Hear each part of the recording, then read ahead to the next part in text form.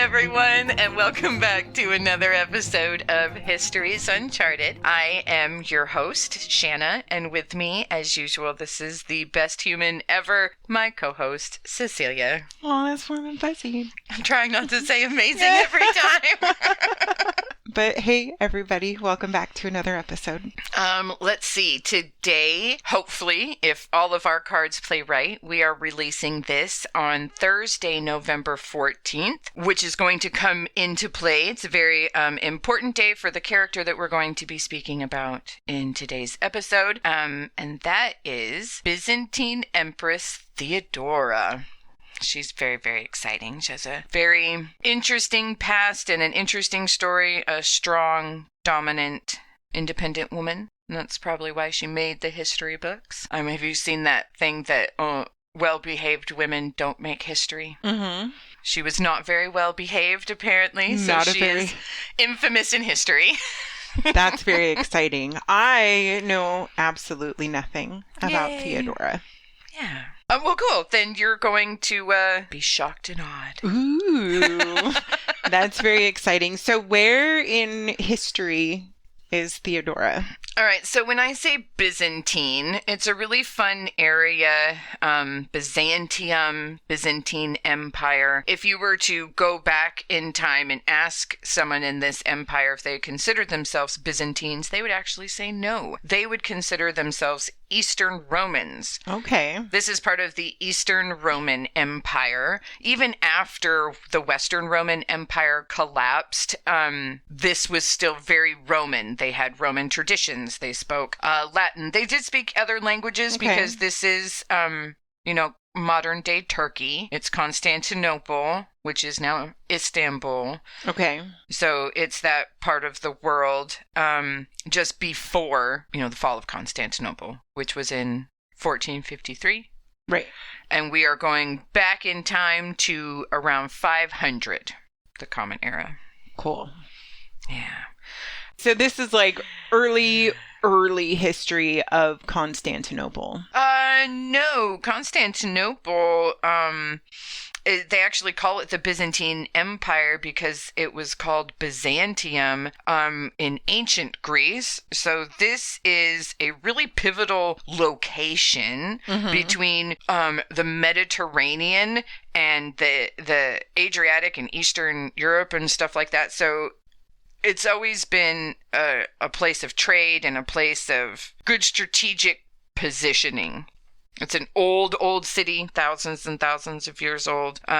It's been Christian for a couple hundred years now, since Constantine I. So it's super, super Christian by the year 500, and it is ruled by the Eastern Roman Empire. And right now, Rome is actually ruled by the Goths. Goths sacked Rome, and Western Roman Empire fell, and it is now under the Goths at this period of time. It's a really fascinating history, and I'm not even going to do a hit it and quit it to bring you up because we'll just be here all day. That's cool. So we'll just say this Eastern Roman Empire right now is what's rocking in the year 500. We say that most likely she was born in Constantinople. Okay.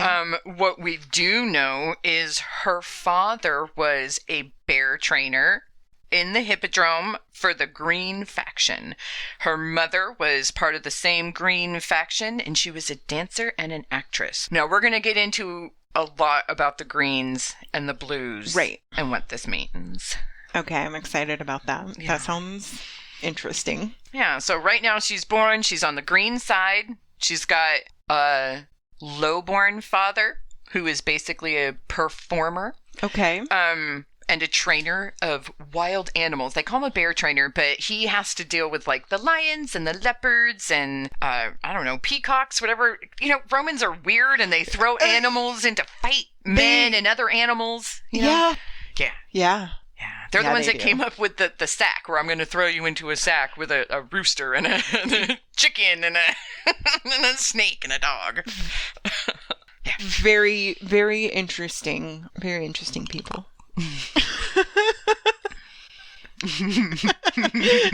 Yes, they were. Their ways of death, some of them were really humorous. And some of them are very terrifying, but Right. I mean, Even the humorous ones, I feel like if we had to experience that, it would be terrible. for reals, for reals. Just like we were talking about the gunpowder plot today at work, and I was like, CC and I they thought it was so funny how we kept, like, they would chase after you in your high-heeled shoes with their big plumed feathers. But still, these men were probably very brutal and terrifying, and to be in a room with them, they probably smell very bad too. Oh yeah, for sure. There's a reason women ran around with scented handkerchiefs. I mean, the men too, but... Yeah. Okay, we're not even on to first paragraph. Here we go. So she has 2 sisters, so there's 3 girls. An older sister is Comito, and the younger sister is Anastasia. So at a very young age, her father died, and her mother was forced to remarry quickly to avoid destitution. Yeah, that's common vibe. Back then, if you don't have a male to attach yourself to, then... I mean, even now, you have to be a dual-income family. That is also true. Just to survive. Her situation was far worse. Yes, yeah, that's fair. So when Theodora was around 4, her mother brought her children wearing garlands in the hippodrome. So the hippodrome is this huge, colossal... sports arena stadium. It has a big dirt floor, and it is surrounded with raised seating, like in a football stadium or arena. Okay. So it can hold thousands of people, and there are huge tunnels and rooms and stuff that go underneath all of the seating, and it has cages for bears, and they have chariot races in here. This is a very large structure. Okay. Roman entertainment. Correct. It is their sports and their entertainment and jobs and professions, and there are markets and food vendors and things like that all in this. It's like this huge conglomerate of things. The hippodrome. So she presents her children before the Green faction as supplicants. Hi, I'm laying my children at your feet, and I am begging you to please let my new husband have my old husband's position. Right. As the animal trainer, because we need money so my children don't starve to death. And basically the Green faction laugh at her and are very rude. I mean, honestly, children are a dime a dozen. Girls are even more worthless. You're already bottom of the barrel being a trainer and an actress and stuff. So they laugh and send her away. So I know it's so sad. But her mom then goes to the Blue faction, and they take pity on her, and they give the position of the bearkeeper to Theodora's new dad. So they have jobs now. But they switch sides. They switch sides, and it really is a big deal. We're going to keep going back to the Blues and Greens, and these are like the 2 different teams. Okay. Like Manchester United and, another team. All right, then. Big rivals. And there's only 2, so that's a big rivalry. Right? You get a lot of teams and you get a lot of different emotions, but there's just 2. So it's big time. Yeah. Always this a is rivalry. like the Super Bowl, essentially. All the time. And Blues and Greens. All the time. Yeah. And it's always the Blues and Greens. And the senators get involved, and so it's very political. It's very almost like Republican Democrat nowadays. It's very political, but involved animal fighting and chariot racing. Okay, that's fun. Yeah, because they're Romans. Because they're Romans. You involve murder in your politics and your games to keep it all together. And then you have a dude selling meat. Exciting. Yeah. Yeah, I'm here for that. So even after getting this position as a bearkeeper, they're still not real able to support the family. So Theodora, along with both of her sisters, were sold to a brothel where they worked as troopers, which is the lowest form of prostitute. Oh, that sounds really unfortunate. I mean, this is, historically speaking, like, this just was the way that it was, and it was extremely common. Totes. I think we've evolved a little bit. But this is really, really sad that this is, even though she was able to remarry, there's not a lot of avoidance of destitution. No, there's not. Especially when you're the very lowest forms of society, you definitely get hit real easy with those famines. And when things get lean, it gets leanest for you first. Yeah. Yeah. And so children were a way to make money. totally. They worked farms. Yeah. They helped with the jobs. I'm sure that Theodora helped with the animals and stuff. And, you know. Also, you kind of grow up tough because you're around all of these brutal, burly, loud, drinking. You are constantly surrounded by alcohol and blood and fighting and sex and death. All the time. It's commonplace. It's your Tuesday. And you're 5. It's kind of interesting. It's a different world. So she grew into a lovely young lady and made quite the name for herself as a stage performer. She was basically what we would call a stripper during the day and a high-class prostitute while off stage. She became a concubine to a Syrian official named Hecabolus. Yeah. And traveled with him to North Africa. Apparently, he was pretty abusive. They got into a fight and she bounced. Okay. So now she's all alone and she's far from home. She becomes pretty desperate and she turns to religion. And while Christianity is the main religion at this time, it has weird branches and subdivisions and classes and, and they all like to fight with each other. So she picks a side and becomes very, very devout. And she starts to make her way back to Constantinople, where she's familiar. It's a big city, good, opportunities abound. Right. So she ends up scrapping her way through, the worst case scenario to kind of, elbow out. Yeah. Making it to a concubine of a high official. Yeah. Come to find out he's a jerk. And then she leaves him. So that's pretty, independent. She doesn't stay her whole life with this horrible, abusive dude. She's like, right. No, I'm not going to deal with that. She's a very strong, independent woman. And turns to religion. Yes. Yeah. She is a very religious, devout woman the rest of her life. And religion is very intertwined with her and her future husband. Just very interesting. All right, so y'all know how I like to do my little hit it and crit it backstories. Mm-hmm. So this is what we have now. I'm not going back 200 years. Oh, goodness. Just a few. And we're going to talk about Justin, a dude named Justin. It's kind of funny to have such a common modern name, I think. He started out life as a peasant, probably was a swineherd in his small little village. Swineherd. Yeah. Raised pigs and livestock on a farm, small little farm. So he, as most young men do, they got tired of being poor and go nowhere towns. So him and his friend and the clothes on their back go journey to Constantinople. And when they're there, they sign up for the army, as you do when you're a young man. So he begins to work his way up through the army and makes it all the way to the commander of the palace guard. Pretty high. What? These are the guards of the emperor himself. So he is upper echelon. All right. Well, Justin is also elbowing his way. He is. He's apparently really good at swinging his sword. Yeah, and made it up next to the emperor, swinging his sword. He did. Very high-ranking positions. Once you're up that high, you get positions like consul and stuff like that. Yeah, so he's up there now. So July of 518. Mm-hmm. So Theodora is approximately 18 years old, and the emperor at the time, his name is Anastasius, and he dies. Cool. No big intrigue or anything like that. He was an accountant, really. He was really good with numbers, and he died. All right. This is really funny. So a relative of Anastasius is like, I gotta get support and I gotta build votes. Okay. So he goes to Justin, the palace guard leader, right? Take this huge bag of gold and go out and bribe people and get me support and votes. And Justin's like, cool. And he goes off and then he takes a few steps and he goes, why would I do that? Why wouldn't I just take this bag of gold and buy support for myself?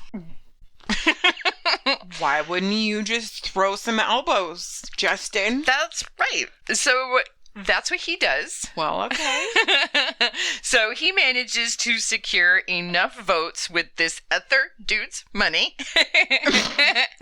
to be proclaimed emperor and is crowned in the Hippodrome. What the heck? Yeah, good job, Justin. And because they were already married before this, his barbarian concubine wife becomes empress. This is not Theodora. This is Justin's actual. Yeah, he got her as a concubine, slave, loved her, made her a wife, and now he is emperor. She is automatically empress. His barbarian concubine wife.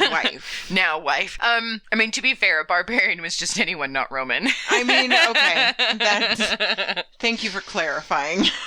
I'm imagining that she's, in loincloths or something. No, she's... She lives with cave people. I'm like, what's going on here? She's a very devout Christian who has lived in the Roman Empire most of her life and is a very proper Roman wife. Right. She was probably just a child when her land was conquered and she was taken in. Yeah, probably. As a concubine, and he just happened upon her and fell in love. Yeah.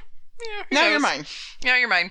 But she was a really good empress. Nothing too bad to say about her, other than her low-born beginnings. Right. It's a thing. Which Romans don't appreciate. You got to keep that in mind as we go through this tale, this sordid tale. All right, so Justin he was just viewed as an illiterate career soldier with little knowledge of stagecraft, and he was forced to surround himself with educated go-getters like his nephew. So we have Petrus Sabatius. He was born around 482. And when he was still a young boy, his uncle Justin adopted him legally. By that time, he was like a general in the army. Justin assumed responsibility for this young boy, saw to his education in Constantinople, and pretty much, kept him under his wing, and he joined the army and moved up in circles as well. And as was typical, Petrus changed his name legally to Justinian, which is the son of Justin. That's adorable. Way to go, Uncle Justin. Yeah. So here's just two super common dudes kicking butt and taking names. Heck yeah. Yeah. Everyone felt that Justinian was really a lot of the power behind the throne, because that Justin really was illiterate. They said that he was so illiterate and stupid that they had to make a stamp of his signature, because you have to sign official documents and stuff like that as emperor. Okay. And Justin couldn't, so they made a stamp for him to... Justin couldn't write his own name. Yeah. Is what you're saying. Yeah. Because he was just a swineherd soldier, basically good for just killing people on the field. Right. But just a super friendly guy that Justinian could just prop up there. I'm not going to say anywhere that he was friendly. He was a career soldier. Well, no, you're with a concubine, right. Slave, barbarian wife. So I don't... Yeah, no, that is true. And he kind of took the throne. So... Yeah, and he's like, no, I'm going to do this myself. He's a go-getter. He just wasn't real book read like most of the Senate and the elite and the rich. He wouldn't know how to do this. Right. That Justinian would really be the one that's like, no, we got this. We can be in cahoots and so make this happen. Yeah, they said Justinian was the thought behind the throne. Interesting. So at some point, Justinian meets the beautiful Theodora, and he's immediately infatuated. He whisks her away despite the numerous rumors of a torrid past, and he tries to make her his wife. Unfortunately, he has gone so far up the social ladder that he is too high-ranking to marry a low-born person. It is illegal for low-borns to ever better themselves. Okay, so the church will not sign on the dotted line that they can wed. Yeah, it's not just church, but it's a lot of just social standing legal. That's in place. Yeah, it's not necessarily a religious law. It is a societal hierarchy law. Right, we have all agreed. Highborns are not. You don't debase yourself to marry them. Interesting. Yeah. So Justinian is repeatedly trying to get his uncle to repeal these laws that basically do not allow him to marry a prostitute. But Justin's wife is like, nah, You're not passing this law. She is lowborn herself, but she also really looks down on Theodora as being even lower and a prostitute and a whore, and no one really respects her. So the wife is not allowing Justin to change the laws. Wow. Oh, come on. Women are always meaner to women. Yeah, we really are, aren't we? We really are. She dies in 524, and weirdly enough, 525, Justin repeals the law, and then right after that, Theodora and Justinian are able to marry. Weird. Yeah. Weird. So 2 years later, we're at 527. Justin is 77, so he is a bit older, and he dies of old age. And he names Justinian heir. So now Justinian and his whore prostitute wife find themselves on the throne of the Byzantine Empire. She is approximately 27 at this time. Wow. It is infuriating to conservative, highborn Roman men. I bet. So Theodora at this time is handsome and of a graceful figure, but she was short, without much color. She had rather a pale complexion, and she had brilliant, piercing eyes. She entered the bath very early in the morning, and having spent a long time there, she went to breakfast and afterwards retired to rest. At dinner and supper, she partook of every kind of food and drink. She slept a great deal during the day until nightfall, and during the night until sunrise. This dude, Procopius, we'll get into him. He wrote about a statue. The face of the statue is beautiful, but falls short of the beauty of the Empress, since it is utterly impossible for any mere human workman to express her loveliness or to imitate it in stone. I imagine that she would be absolutely stunning to go from a life of like essentially you're in this circus, like you're It's called a circus. It's not what we think today. It's more like the Roman Colosseum. The Roman Colosseum, yeah. Right? And to go through this horrific upbringing and to be able to escape it, like you would generally have to rely on being incredibly intelligent or incredibly incredibly beautiful. Yeah. Yeah. To get yourself out, to have enough sway with men that you can get what you need to get out of the trenches. Like I can't even imagine how incredibly pulling yourself beautiful, up. Clever, and smart this woman has resilient. To be. And resilient to take that and turn it into gold. My golly. She sounds really cool. We're talking about her today. She's fun. Lots of fun. She is. She gets even funner. Don't worry. Women of the Roman Empire are kicking awesome. butt, taking names. They're awesome. I like them. All right. So this young couple really does have to establish a legitimacy. Right. They're hated. They are I get it. Looked down on. They don't have families standing and stuff to fall back on.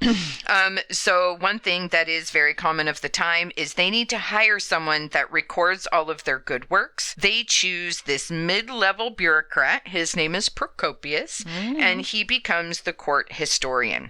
They choose this guy. He was actually kind of suggested to him because Justinian has this BFF named Belisarius. Whoa, Belisarius. Yeah, and Procopius has been Belisarius's secretary for a long time. So basically a secretary, he has followed the general around from battle to battle and recorded everything. Right. What has happened. So these are almost court transcripts in storytelling form of what happened on the battlefield and decisions that were made and stuff like that. And then they asked him to write books about it for posterity, because that's what you do when you're a ruler. I absolutely love that. I legitimately wish that I had someone. No, I don't. No, I don't. Following around Actually, and writing everything down.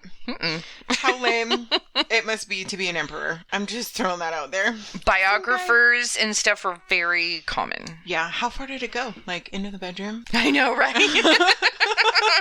Like, how friendly were these people? I don't know. So Procopius wrote 2 books. The first one, it described in really great detail all of Justinian's military successes, and he has firsthand knowledge of this because he followed the lead general, Belisarius, all around, and this is called the History of Wars. And then the second book was a recording of a favorite Byzantine pastime, and it's called Buildings. And it is all of the great buildings and stoneworks and things like that that the emperor did during his reign. Oh, that's fun. So documentation of just everything that was like built. Yeah, because you do things like that as propaganda. I built this church. I built this temple, and then you put your name all over it, and it lives through the ages after you're gone. I dig that. Yeah, so that is, interestingly enough, titled Buildings. Weird. So we have wars and buildings. Those are literally, it's like the history of Justinian's wars and the history of Justinian's buildings. Yeah, that's fair. That's Procopius. But that's cool that like we still have access to that, or were these like burned in libraries or something? Oh no, I was reading it this morning. Oh, that's wicked cool. I'm so lame. I've had them downloaded on my personal library for several years now and reference them often. All 3. We'll get into the 3rd. I know, it's why you keep me around. It really is. It really is. The weirdness that I enjoy. All right. So Theodora and Justinian are super unusual as leaders because they loved each other. This was not an arranged marriage for a political contract. They chose each other. They fought to be together. They ruled as a team. Yeah. She was very involved with the statecraft, which women were not. They were sidelined. You were a uterus. You made heirs, right? Mm-hmm. And that was not her role. They were partners. So it's just really cool. They were kind of known for that. It pissed off a lot of men because this uppity woman would be in these council meetings or make her voice known, and he would defer to her, you know, and what do you think about this? And they did this together, and that was really cool, I think. I agree with that, dude. Get you a Justinian. I love that. So they go around and they reconstruct churches. I can't even tell you how many churches they build or repair.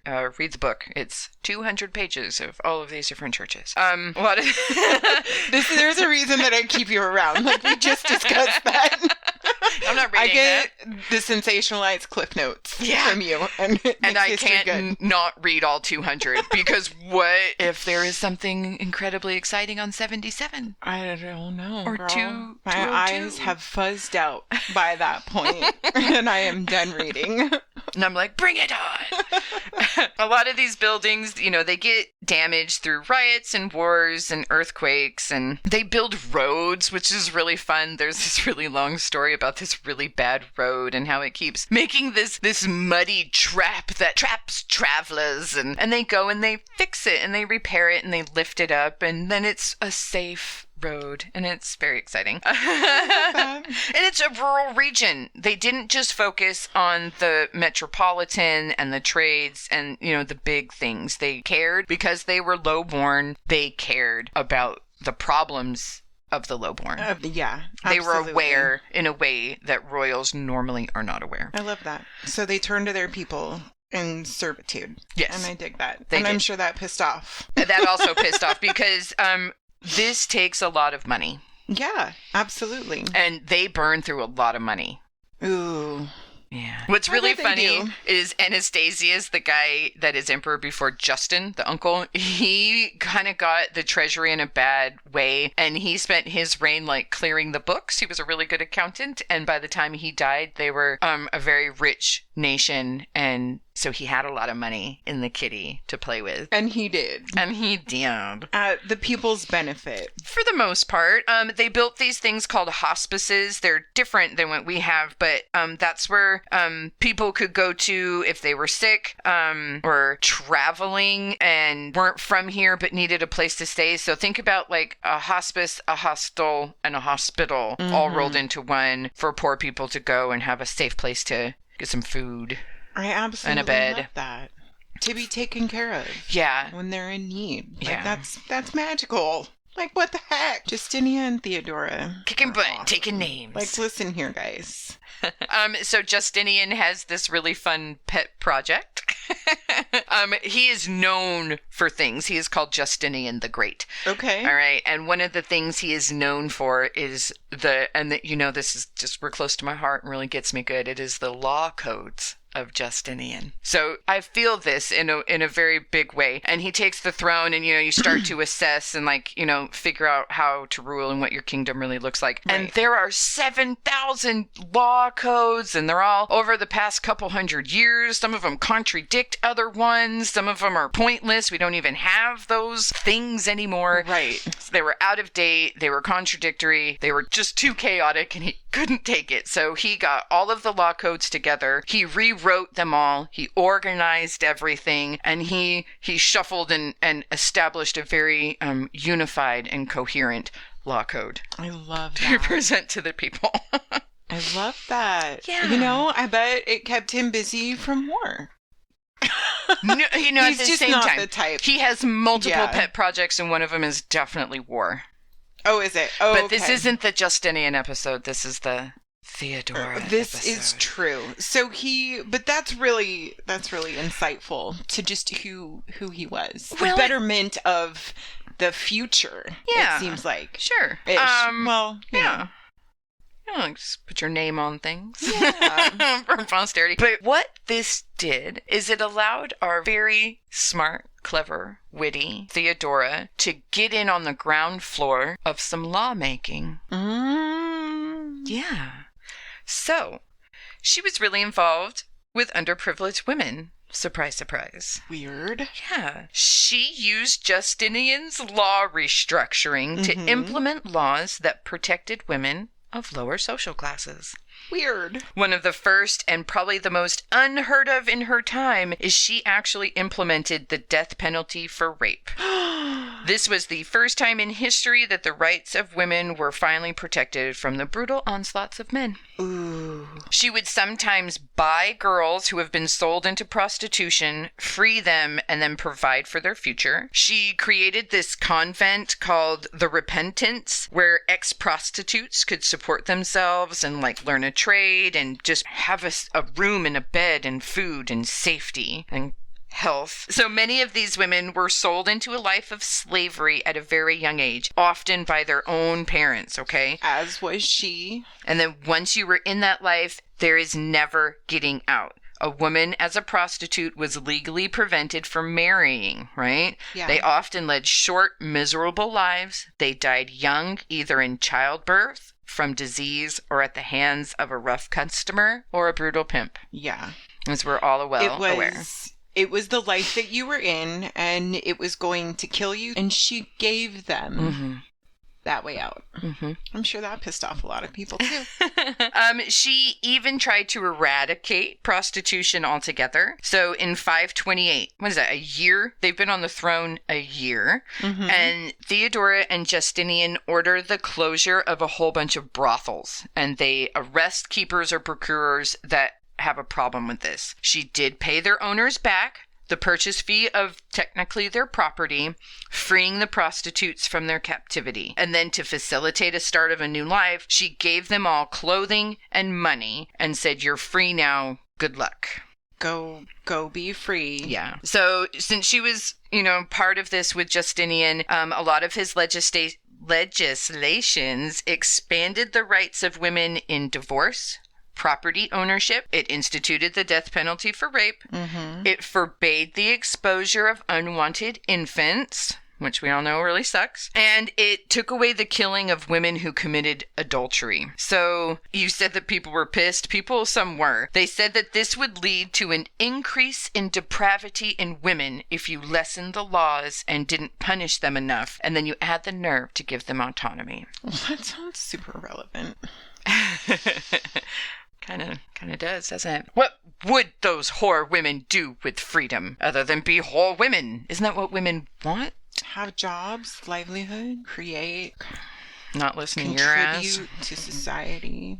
So another thing that he did, which was very un-Roman, is he forbade pederasty.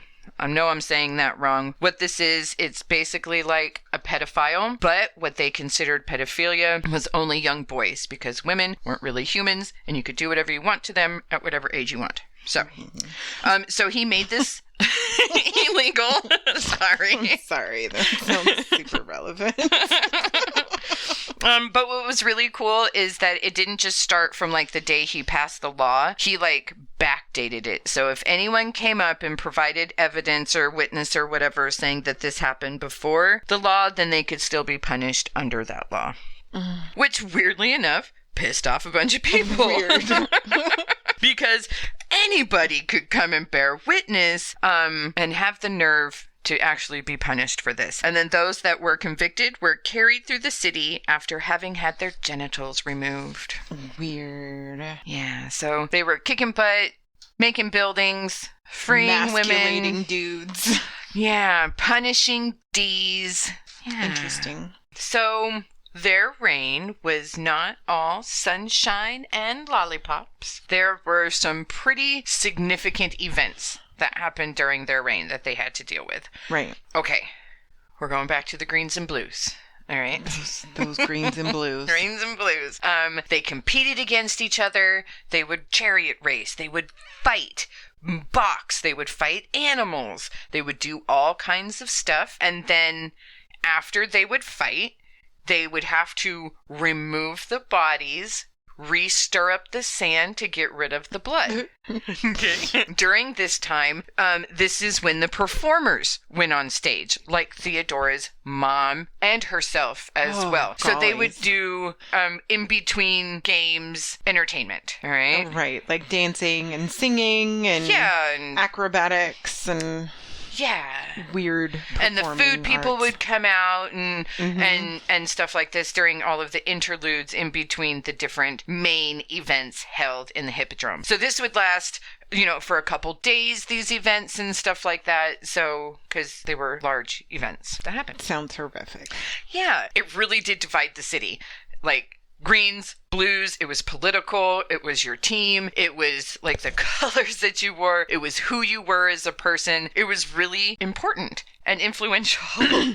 And so if we remember, Theodora started her life as a green, but they turned their backs on her and her family, and they switched sides to the blues. Fortunately, Justinian was already a blue supporter. So now this turns to complaints about uneven dealings and preferential treatments towards one huge political side of Byzantium. Because the previous dude, Justin was probably a blue. You're probably right. There's always going to be an emperor who's always going to take one side or the other. Why is it such a big deal for them? Absolutely. Right. There's always going to be claims from the other side that there's a preference. Right. Preferential treatment. Yeah. Okay, whoever the emperor likes. So that is just, I guess, a part of the back and forth of who has the ball in the court. And... Very much so. All right, so January 532. A whole bunch, a huge group of people from both the Greens and the Blues were arrested and convicted for murder. Okay? This happened in January. They were all sentenced to death. There were so many of them that were getting hanged on the same day at the same time-ish that the scaffolding broke. Okay. Preventing the hanging of two last people. One blue, one green. And they were left unhanged. Unhanged. Okay, those poor men. I'm assuming men, but yes, okay. Most likely. Well, these two, in fact, were two men. Okay, so it was kind of like taken as a sign, and so the hippodrome was also attached to the palace. So the palace had this really cool balcony where the emperor and empress can sit and look down over the stadium and the people, so they could make announcements, they can make entreaties and talk to each other, and they can watch all of the fun things that were happening and be involved from a safe, out of the blood and dust and stench experience. Distance. Yeah. How nice for them. On cushions. It's like premium seating. And everyone else not seated on a cushion? Yeah. For reals. So they were chilling up in their balcony and they were approached by everyone saying, hey, we will unite on this. Don't kill either. Look, fate spared them to be hung. We are all in agreement. Both blues and greens are holding hands together in unity, asking that these two men be spared. Right. And Justinian, in all of his great knowledge, says, fuck nah, kill them both.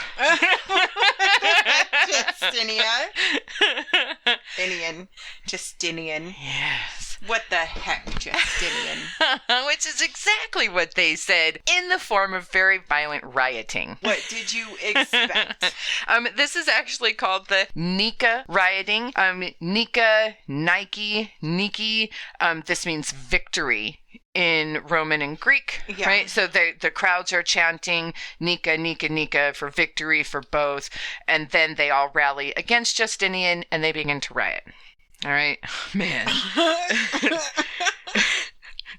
So Theodora and Justinian have to flee into the palace. The riot goes on for a week. It spreads from the hippodrome out into the city. Fires are going. Dude, the biggest church, the Hagia Sophia, is destroyed. Oh, no. It's looted. It's on fire. Some senators decide to take advantage of the situation, right? Okay. Chaos ensues. Now's our chance. The emperor is at his weakest. We're going to remove him from the throne. We're going to put this other guy on the throne, and we're going to do this. All right? I mean, it makes sense. They're all, like, they have made people angry. So Yeah. It makes sense that they would try to take this moment. What's really funny is the guy that they want to put up on the throne, he doesn't want it. He does not want to do this. He knows that this is a very dangerous situation. And he's like, I really don't want any part of this. And they say, we don't care. And they grab him and they put him in the hippodrome. They do this to him anyway. Okay, so Justinian is panicking. Okay. And he wants to flee Constantinople, period. Not just the palace or whatever, but he wants to flee the city because he thinks that he's going to get killed. Justinian's like, God, we gotta get out. We gotta bounce. This is not safe. Let's roll. And Theodora just fucking steps up and she makes this historic speech. And she's like, elbows out, bitches. Yes. My lords, the present occasion is too serious to allow me to follow the convention that a woman should not speak in a man's council. In my opinion, flight is not the right course, even if it should bring us to safety. It is impossible for a person, having been born into this world, not to die. But for one who has reigned, it is intolerable to be a fugitive. May I never be deprived of this purple robe, and may I never see the day when those who meet me do not call me Empress. If you wish to save yourself, my lord, there is no difficulty. We are rich. Over there is the sea, and yonder are your ships. As for me, I believe that royal purple is the noblest shroud. It is better to be buried in the purple than live without it. Wow. Yeah. So she's like, I will not go back.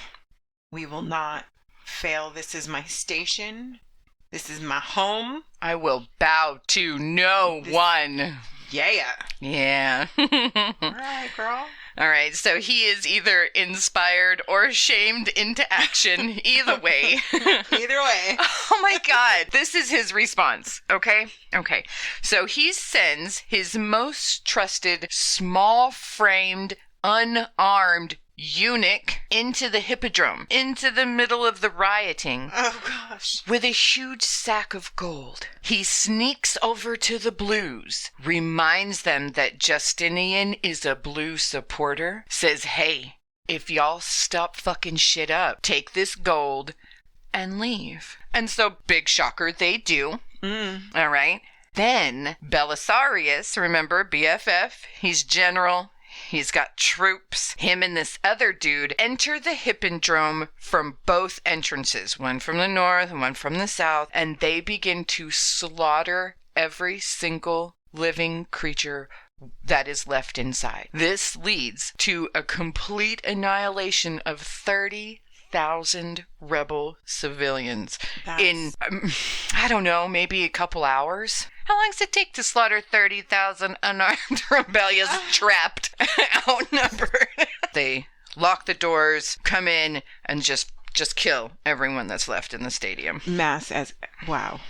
They get all the blues out first, and that's not preferential treatment at all, is it? In retaliation for their disloyalty, the 19 senators who supported the Greens and participated in the attempted Nika coup had their estates confiscated, they were executed, and their bodies were dumped in the sea. And of course, he executed that poor guy that they tried to put on the throne, who didn't even want to be there. Not even supposed to be here today. Poor guy. Yeah. That's messed up. But you know what? It always seems to turn up Theodora and Justinian, because another of Justinian's pet projects is he really believes it is his destiny to bring back the glory of Rome. And you do this in stone and conquest and things like that. So he wants to do all these building projects that we were talking about earlier. And now he's got this huge opportunity because he's always been complaining about these big, huge, important buildings in the middle of town that were not to his liking. Well, they all got conveniently burned, and now he gets to rebuild and fix them however he wants. Weird. And one of them happens to be the Hagia Sophia, and the reconstruction of that really is one of the most beautiful and advanced architectural creations even today. That's absolutely beautiful. And that was Theodora and Justinian that brought about the riots that ruined it and the reparation that fixed it.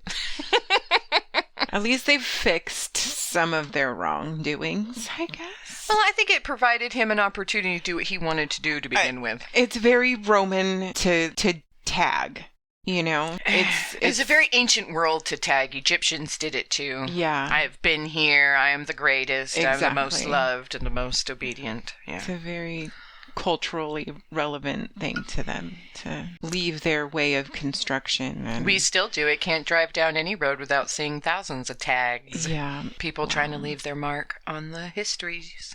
I mean, the Hagia Sophia is absolutely gorgeous, though, so... It is so beautiful that when Constantinople fell, they did not raze this beautiful cathedral to the ground, but they instead converted it into their own mosque, and they embraced it, and they treated it with respect and love and honor. To this day, it's one of the most important mosques in Istanbul. It is. It makes me curious if there was much change that they did to it, like what the before looked like, and if that was... Probably just took a couple crosses down and said, we're good. Yeah, fix the windows. Yeah. All right, so there happened to be a volcanic winter in 536. This is one of the most severe and protracted episodes of climactic cooling in the northern hemisphere in the last 2,000 years. Modern scholarship has determined that in early 536 or maybe late 535, an eruption ejected massive amounts of sulfate aerosols into the atmosphere. This reduced the I'm sorry, y'all know I'm a historian and a scientist. You know I'm struggling through this. This reduced the solar radiation reaching the Earth's surface and cooled the atmosphere for several years. So, in March 536, Constantinople begins experiencing darkened skies and lower temperatures. The volcanic eruptions caused crop failures, leading to great famine, and tons of people died. It's a big deal. The famine. Justinian famine. Everything always gets attributed to him. Aww. Yeah. Well. All right. So reports at the time state that the sun's rays were weak and they appeared a bluish color. At noon, no shadows from people were visible on the ground. The heat from the sun was feeble. The moon, even when full, was empty of splendor. A winter without storms, a spring without mildness, and a summer without heat. Prolonged frost and unseasonable drought, and it seemed that the seasons all seemed to be jumbled up together. That's crazy. Yeah. For people that don't really understand climactic weather, and these volcanoes erupted not near them, but it just impacted globally the temperatures and stuff at this time. Right. So that was 536. 542. A huge plague hits. All right, they do not have a calm rule. Plague sufferers experienced delusions, nightmares, fevers, swellings in the groin, armpits and behind the ears, and coma or death. Sound familiar? To the Black Plague. Mm-hmm. Treatments included cold baths, powders blessed by saints, magic amulets or rings, and various drugs. And then when these treatments failed, people tried to quarantine. Like you do. So, at the height of the epidemic, it's reported to have killed about a fifth of the population. And the imperial capital, at its peak, it was thinking about 10,000 people in Constantinople daily. The accuracy of that is insane, because that would mean that there would have to be millions of people in that city. Yeah. Procopius notes that because there was no room to bury the dead, bodies were left stacked in the open, funeral rites were left unattended to, and the entire city smelled like the dead. Because don't forget, we have a court historian reporting everything. Yeah. The only thing is in question is that 10,000 a day. That seems a little cray-cray there, Procopius. Maybe he's like me. We do words, not numbers. Yeah. Procopius is an overestimator. Not a good mather. We do not do measurements or math, my friend. So Justinian catches the plague. But he recovers. Holy farts. Yeah, but he recovers. And you know, even though he had the plague, he has no sympathy. All right? When pestilence swept the whole known world, wiping out most of the farming community and leaving a trail of desolation, Justinian showed no mercy towards the ruined landholders. He did not refrain from demanding the annual tax. Not only the amount of which he assessed each person, but also the amount for his deceased neighbors. How is that fair? For reals. In his honor, history has named it the Plague of Justinian. Vibes, dude, because, I mean, I think he was the real plague. Well, you're not alone in that thinking. Like, that's messed up there, Justinian. Well, I mean, to look at it from an administrative point of view, I'm sorry, but he is losing large numbers of tax-paying constituents, and this is draining out the treasury and the coffers. So he does have to replenish them through taxing. He sure does. Just because you shake did doesn't down mean his you own owe. people. Like, Yeah. it's not a new concept, guys. It's not. So, June of 548, Theodora dies. She is approximately 48 years old. This is most likely from cancer of an unknown kind. Justinian outlived her by nearly 20 years, and he died on November 14th. Look at that, 565. Theodora is recognized as a saint in the Eastern Orthodox Church and the Oriental Orthodox Church, and is commemorated on November 14th.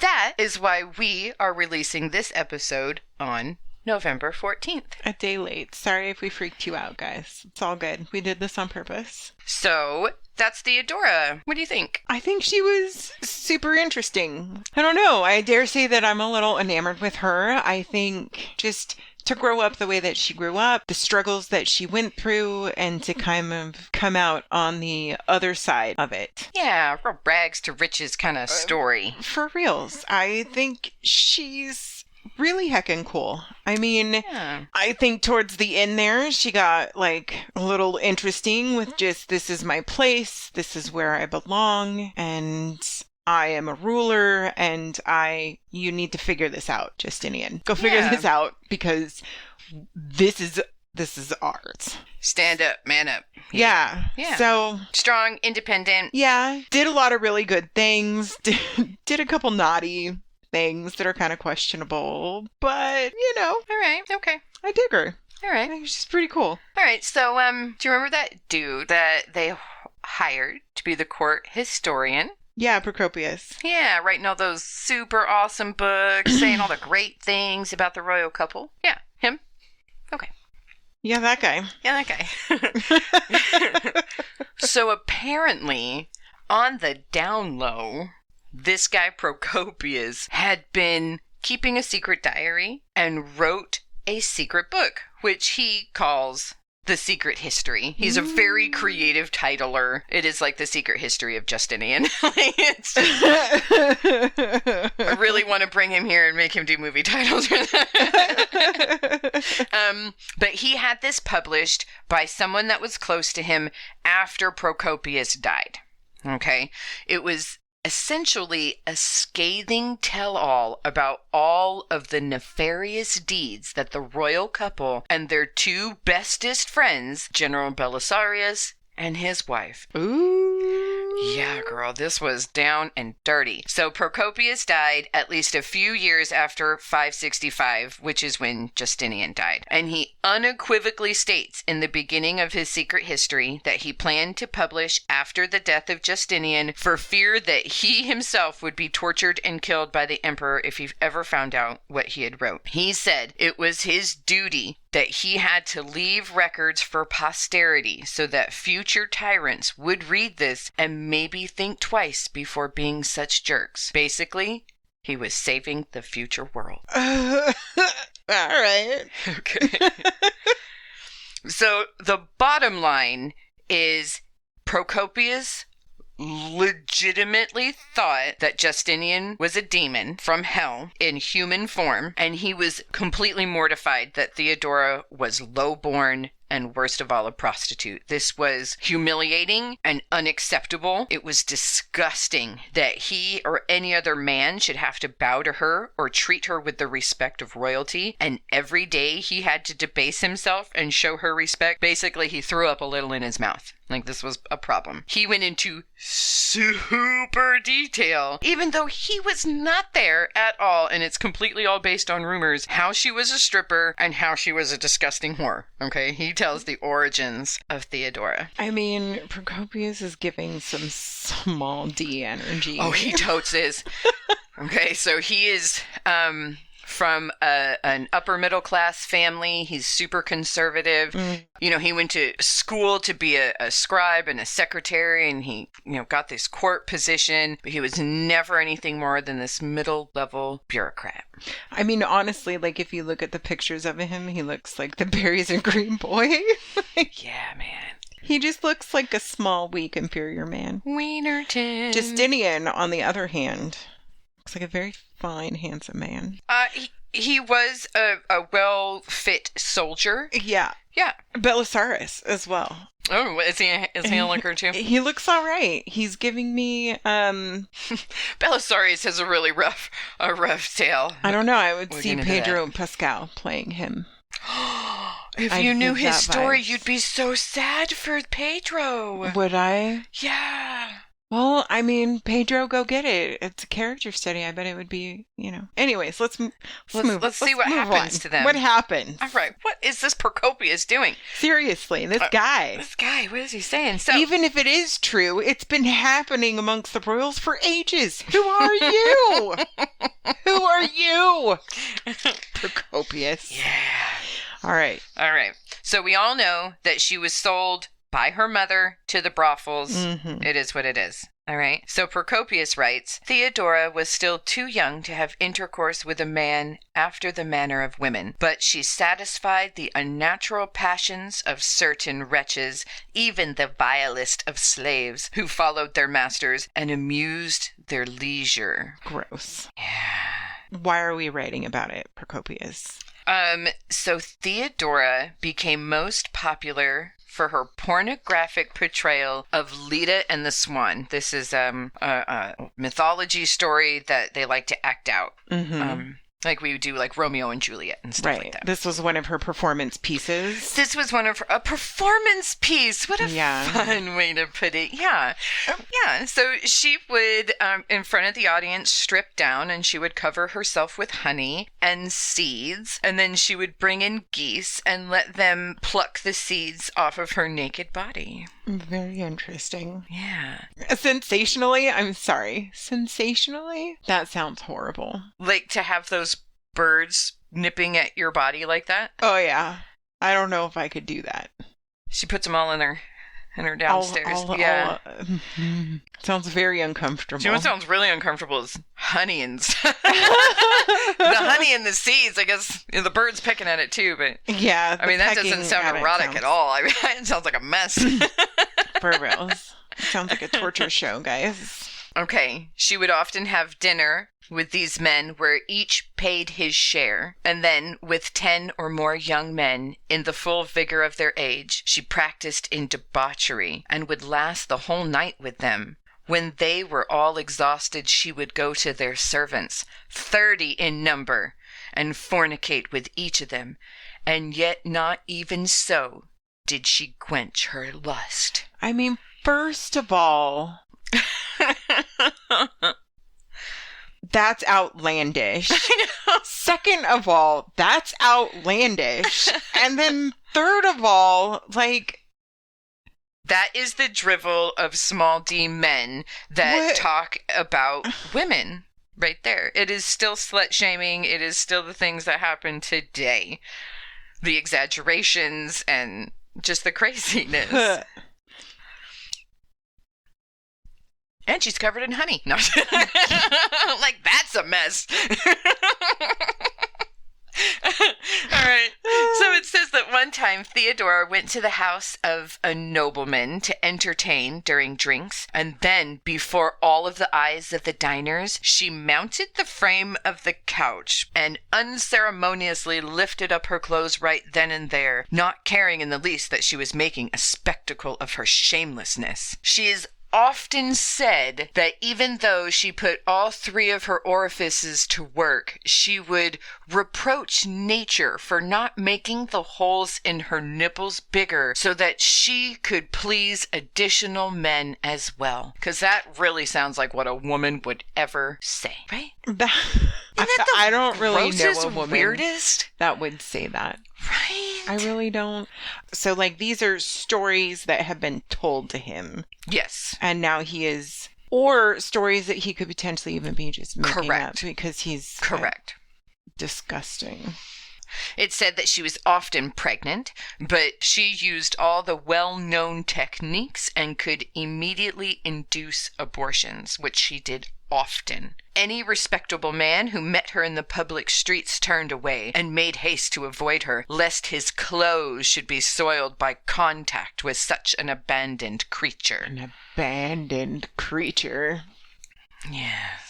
He says that after she had become empress, there was this Gothic princess who wanted to retire in Constantinople, and Theodora was jealous of her great beauty and worried that Justinian would want her. So she promised the princess safe passage and even sent this dude to escort her. Turned out the dude was hired to kidnap her and then have her killed and removed.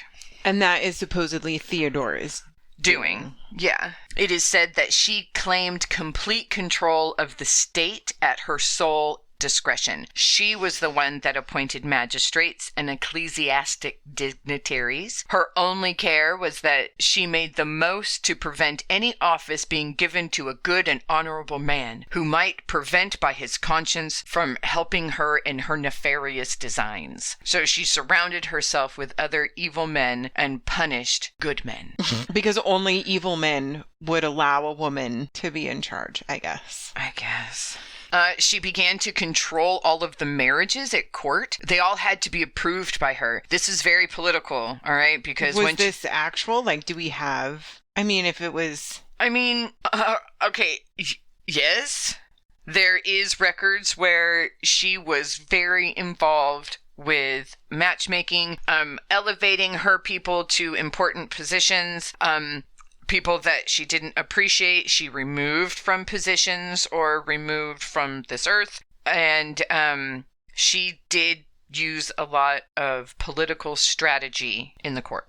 Fair. I mean, would Mid not do the same exact thing? Totally. Exactly. It's like when a man does it, he's a really good leader. And when a woman does it, she's a bitch. Even to this day, with bosses and everything. She's sneaky and treacherous. Conniving, yeah. But again, this is very political because when you're a highborn, you have arranged marriages and political contracts, and they're basically, not for love. So this is very important that she is assigning these marriages. Mm-hmm. In one situation, apparently, she forced 2 really highborn women who were widowed to marry men far below their station. This is a really huge insult.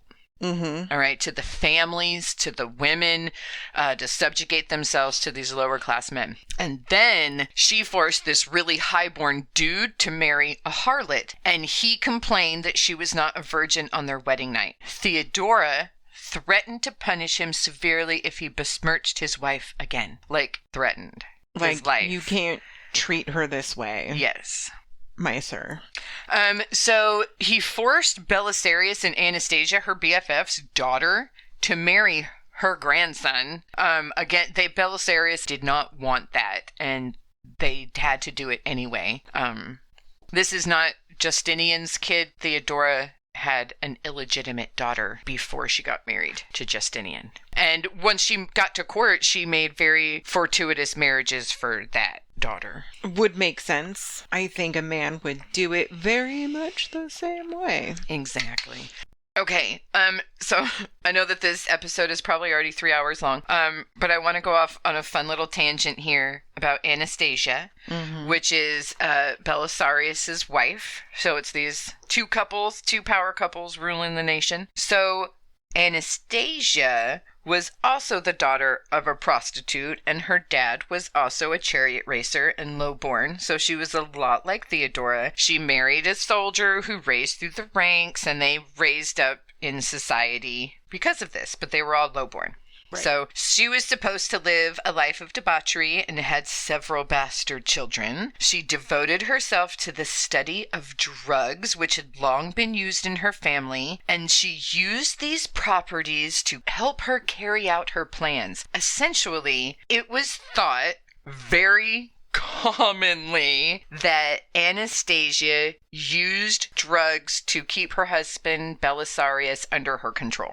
Very nice. Okay, Anastasia. Even to the point where she would follow him on his military campaigns. This was not common. Women would stay back home in Constantinople or wherever, and the men would go journey out and kill people and then come home with spoils. But she went and traveled with him. They said it's because that if she got too far away from him and her control, that she would lose control over him, and he would like sober up and be like, oh my god, I gotta get free of this woman. So she kept him under wraps their whole marriage, is what is said.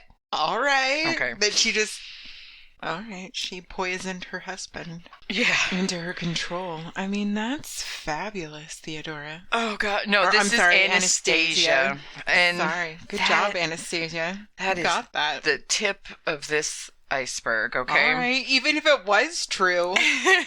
What a story.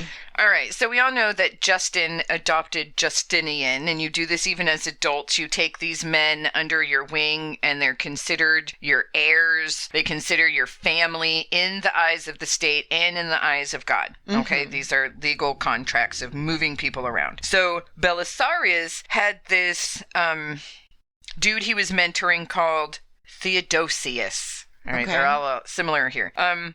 He adopted him. This basically made him a child in the eyes of the state and of God. Anastasia started to have an affair with him. What? Good. As you do. So, well, I mean, this is drama. Women weren't allowed to. Men were. Women weren't, because you could get pregnant, and now you have bastard children everywhere. Right. That's not okay. This is this is as written by Procopius. Right. Okay. That's also I need true. to just throw that out there. Okay, everyone keep that in mind as we continue through this tale. That's right. Okay, so apparently in the beginning it was secret, and then they both got more and more bold, and they would be doing this in front of other people and in public. So one of Anastasia's maids went to Belisarius and told him everything, even though people have been kind of telling him. She's like, look, I have witnesses. Here are 2 young boys and myself. We have witnesses. This is happening behind your back, and you've got to do something about it. You are a general. You are a Roman. This should not be happening in your house. This is your wife and your son. Stop it.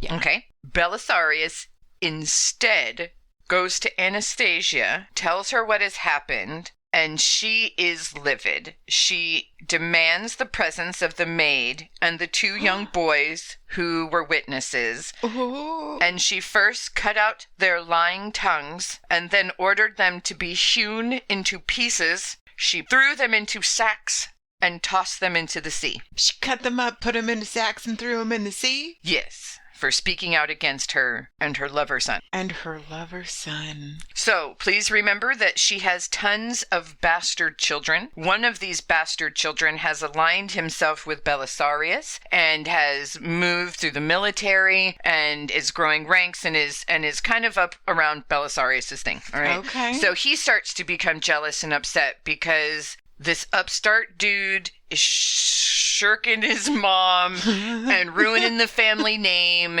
And she's like giving him money and lands and titles. This is not okay, right? Because he's not getting this money or lands or titles, okay? So he starts to plot and plan against her. She starts to threaten his life in public. And so he has to run away. So he runs away from her, and then he begins to conspire with Belisarius. They have to separate these two, and they're going to kill the boy. They're going to take all of the boy's wealth. The youth, I wish. She's kill the boy, separate them, and that's what they do. So they manage to take her to a palace somewhere and kind of put her under house arrest. And then they kidnap Theodosius, and they hide him away. She is pissed. Okay? She goes to Theodora, who is her BFF and Empress. Right. Theodora sweeps in and just starts punishing all that she can. All right, so she can't touch Belisarius because that's her husband's BFF. Right. She doesn't really... Okay, and then there's this one dude, right? She takes all his wealth, all his rank. She imprisons him in a secret dungeon. She keeps him tied up with ropes around the neck with no slack to sit or lay down. He was kept this way for 4 months until he started to lose his mind and get really weak and sick. She released him, and then he died soon after. This is one of the people that helped support Belisarius and the son to kidnap Theodosius. Okay? We're all with it? That's complicated, but I'm here. So they returned Theodosius back to Anastasia. Mm-hmm. They gave her her son, who she had whipped severely, stripped naked, and lashed with rods, I think it was. He was then imprisoned for 3 years and tortured continually, all on the orders of his mom, Anastasia. Isn't that nice? The youth, who she chose above everybody else, died of dysentery. Mm-hmm. Yeah, so she didn't even get the boyfriend either. He ended up dying very soon after all of this of dysentery. So Theodosius died of dysentery. Adopted son, lover. That's messed up. Yeah. That's... So she went through all of that to have him, and then he died. Cursed. Sorry about it, girl.